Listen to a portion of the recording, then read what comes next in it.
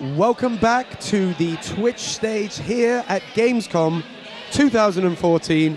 We're live and we have something really special for you. Why is it special? Well, let me not waste any time and first introduce Josh and Adam joining me from Obsidian. Now, guys, Pillars of Eternity. Let's not beat around the bush here. This is a game that everyone's excited about for several reasons. Obviously, anytime Obsidian does anything, people are going to sit up and take notice. But this is something that has quite a cool history of how it kind of came to being. Can you tell us anything about that? Sure, yeah. When I worked back at Black Isle, I worked on the Icewind Dale series. Black Isle also helped publish Baldur's Gate and Baldur's Gate 2 and develop Planescape Torment. And it's been a long time since we've been able to make a game like this, an isometric party-based fantasy role-playing game for the PC, oriented for the PC with no console port expected. So we recognized through Kickstarter that we had a cool opportunity to try to make a game of this type again.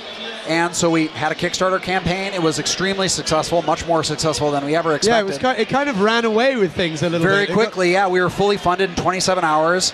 Wow. 77,000 backers. We raised I mean, $4 million. That's just the power of the audience and yes. the amount of people that really care about what you guys do. It must have felt amazing. Yes, it was really awesome, and it continues to be really awesome and humbling to have so many people so excited about this game.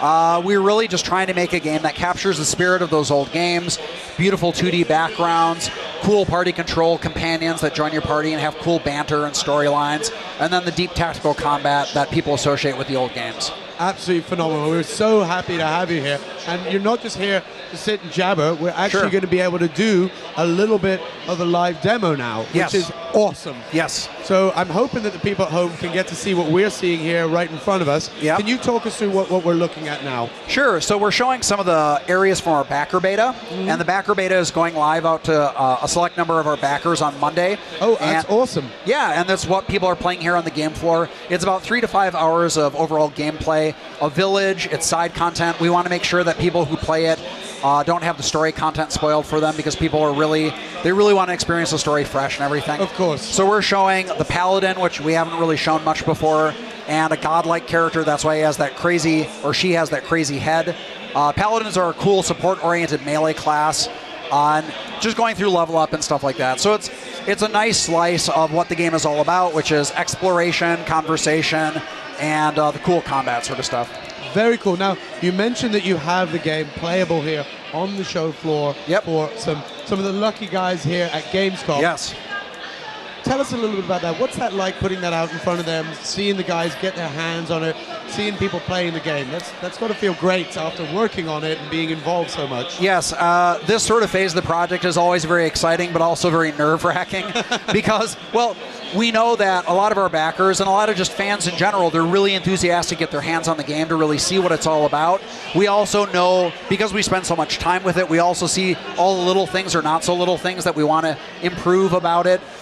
When we see players struggle with certain elements, it can be heartbreaking at times, but it's good to see because we still have a lot of time to tune and polish the game. And that's the whole reason why we're having the backer beta, is we just want people to get their hands on it, see how they respond to it. Some things they're going to love, some things they're not going to love so much, and we can respond to that and fix it. But that's always good. It should be a give and take with the community. Hearing what they have to say, of course you can't answer every wish that ever be there. Yeah. Otherwise, every game would be a space medieval sim shooter. Oh, so big head mode, you got to see this. That is brilliant.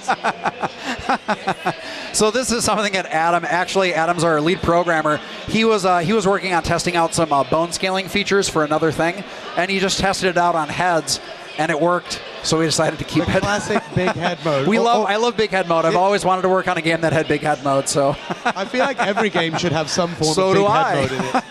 That should just be a precedent. Set right now. That's it. That's just moving forward. That is it. So yeah, Adam is out in one of our wilderness areas just doing some exploration. He's going to fight some giant beetles. Yesterday, this was a heartbreaking area for him to go through because we actually had a total party wipe. But I think he's better prepared for it today. It's going to go better.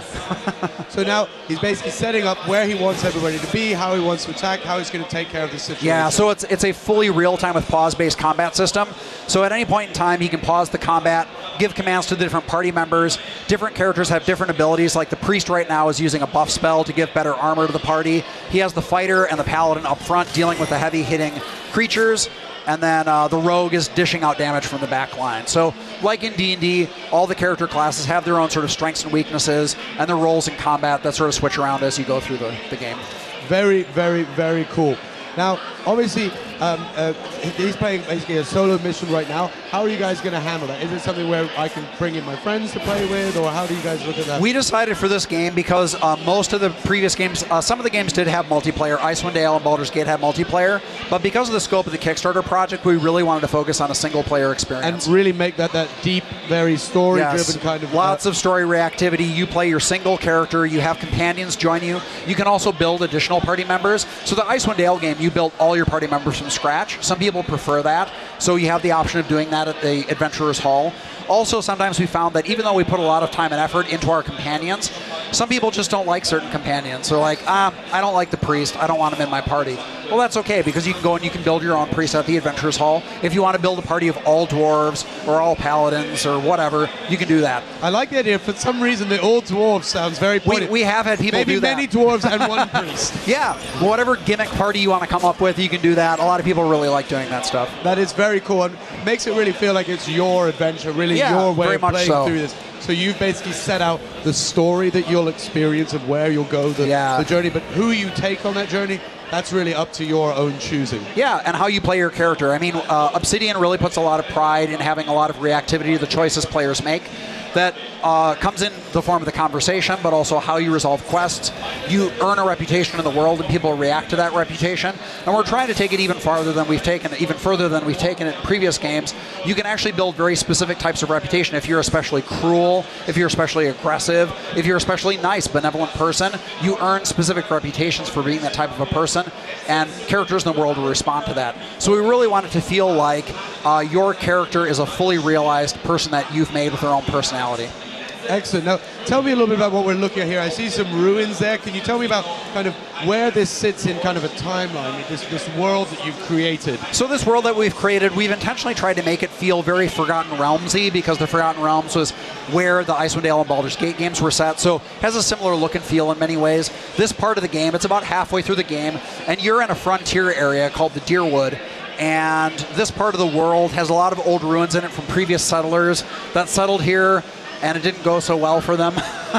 So you're seeing some of their old ruins and dungeons that have been left behind. So we like to have these environments that have really beautiful wilderness environments for you to explore, and also these cool dungeons you can go into and just explore and fight in.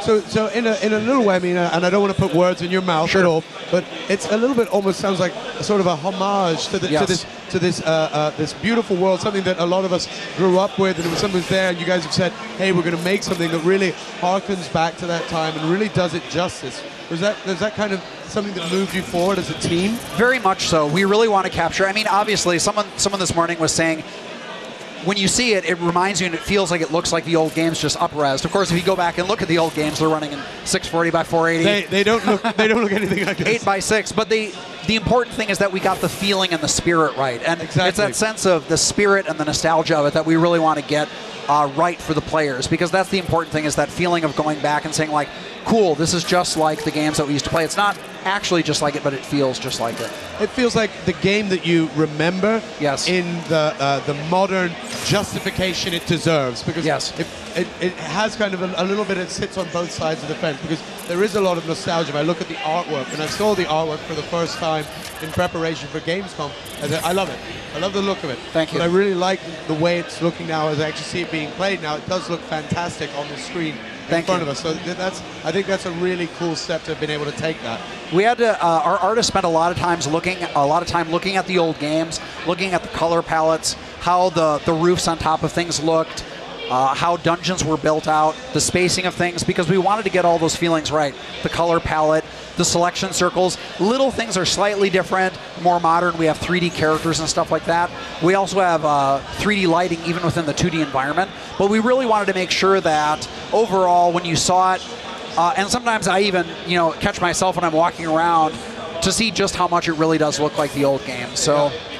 Yeah, so we have our 3D lighting in there in the 2D environment. But let's say that fire animation there, that's completely beautiful. That's like, thank you. Looks wonderful the way that was set up. That doesn't feel anything like a game of even last year. It looks phenomenal. So, and I really like that there's those both sides, that you've basically taken the modern technology, as you say, 3D animations, but put them in this kind of classic isometric. It was important for us to bring it forward because ultimately we really do want our backers to be extremely happy and pleased that they back this project, but we want to introduce this to a new generation. We don't just want this to be a genre that dies out after the Kickstarter backers have all moved on. We want younger gamers to play this and step up to, because it is a very challenging game, but we've tried to make it as accessible as we can without making it a simple game. It's not a simple game. It's a complex game. It's a tactical game. There's lots of choices you have to make, but we're hopeful that new gamers can come to this if they never played those games. They can find it challenging, but they don't find it frustrating. It's a cool, fun environment to come into, and hopefully we can continue to make more games like this. And not just us. We also have groups like In Exile making Torment Tides of Numenera. Wasteland 2 is coming out. It's really great to see all the... Now that guy looks awesome. Sorry to put it. I just have said, I love the look of that. Yeah, so that's Korgrak. That's the ogre that Adam is trying to go kill. He's been stealing pigs from the local village. So you can talk your way through this, but we're not going to try to talk our way through it. We're going to actually try to fight this guy. Oh, no. So he's a really, really dangerous melee opponent. Adam's going to do everything he can to hold him at bay. And, yeah, he can be really challenging, though. If you just kind of wade in and try to take him on toe-to-toe, he can knock the whole party down. He can kill your guys in a couple of hits. So now, we talked briefly before about the kind of the Kickstarter side of things and how that came to be, and the phenomenal success. Does it also a little bit feel daunting? Because as you mentioned, you know, you've got to make this game now for those guys that supported you and put their trust in you. What's that like? What's that feeling of knowing, you know, that they care about you, they support you, but at the same time, they have expectations? Of course. Well, I guess the thing is, though, like, I go back to Black Isle, and I was the webmaster there. Yeah, don't step close to him.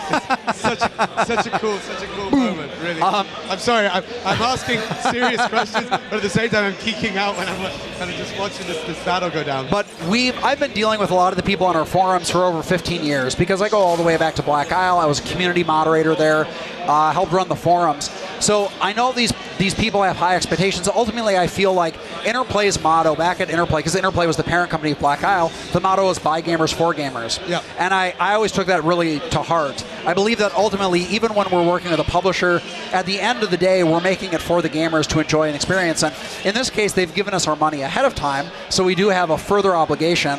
I did it. Awesome. Wow. Great job. Great turnaround from yesterday. This is already an improvement. Yes. Excellent stuff. But yeah, so I mean, it's a good process. It's a very healthy process. We try to be very active on our forums, talking with our backers about the things they're seeing. Also, not just the backers on our forums, but also, you know, places like Something Awful, RPG Codex, NeoGAF. All these sites have little communities that rally together and help back this game. So we try to listen to them, take their input. As you said at the beginning, we can't make all of them happy, but we can try to listen to all their concerns and address them when we can. But at the same time, it must be very nice knowing that you're going into this project with already basically your, let's say, your alpha, your beta testers there. You've got those guys. A lot of games are out there looking for the people to give the feedback. You guys know you basically have this amazing test community that's passionate, that's involved, which should be exciting then for somebody like me who's now joining the party much later. I know that the ultimate finished product will be something that's been through so many iterations of testing and feedback and user that you're really going to have an amazing experience. That's exciting. Yeah, it's really, really cool. We know that our backers are extremely passionate. They're going to give great feedback on the game. They're probably going to give a huge amount of feedback that we're going to have to filter through. But we have a lot of time, or I shouldn't say a lot of time, but we have time to address their concerns. Something I want to point out that's extremely important here, as Adam turns in this ogre head. I don't think I picked up the head. No, I did. Are you kidding me? No. I did. Okay. I was so scared there for a second. All right. So the pig farmer, he gives you a little piglet. So when you're done with the quest, he gives you a little piglet, and it's a pet. You can put it in your pet slot. Oh. That's awesome. So now this little pig will follow you around, and he's your pet. That is the cutest thing ever. He doesn't fight. He can't be killed. He's just a little mascot for the party. But we're very happy. So during the Kickstarter campaign, one of the backer rewards was a exclusive pet. So Adam said, you realize this means we have to have a pet system. So I'm like, all right, what other pets are we going to have? So you're telling me there's going to be more pets? There's cats, little dogs, spiders. I love it. I love it. I love it. Really cool stuff. I'm excited to see so much more from you guys and see where this is going, but I'm also very excited to get my hands on the game. Cool. I'm excited that you guys came down here and showed us this demo, so really thank you so much. Thank you for having us. What's next for you guys? What's next? How can people get involved? How can people follow you if they're like me, joining the party later? Yeah. What's their path right now? Well, you can go to eternity.obsidian.net. That's the Pillars of Eternity website. You can go on our forums there. You can see all of our updates. I think our funding and our backer stuff is open probably for the next week or so still. Yeah, one more week. One more week. So if people want to get in on that, they can do it. Otherwise, we're planning on, we're going to have our beta. We're going to do updates to the beta so we can respond to backer feedback and turn things around, see how people respond to the changes that we make, and then we're planning on a winter release of this year. Sounds very, very, very cool. Guys, I want to thank you. I want to thank you on behalf of everybody that's watching, because I'm sure they enjoyed it. Thanks so much. All the people that are queued up here to see. Of course, if you're here at Gamescom and you can hear my voice, walk down that way, because there is the Pillars of Eternity booth where they can play the game. I know that the people have been mobbing that yesterday, today. I fear for what it'll be like come Saturday and Sunday when things really break loose, but it's a very good sign. And again, thank you guys so much for joining us. Thank you. Thank you. It's really great. For now, we're going to sign off for a bit, but we'll be back very, very shortly with more action, so stick around. You won't want to miss it.